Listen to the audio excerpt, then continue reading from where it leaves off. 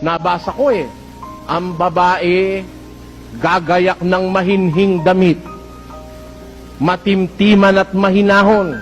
Yan, nabasa ko.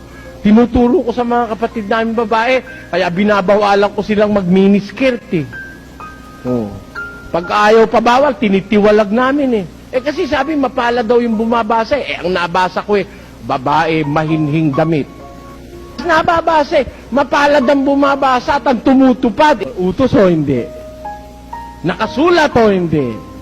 Nababasa o hindi? Nababasa pala O hindi, kung babae ka, sumunod ka.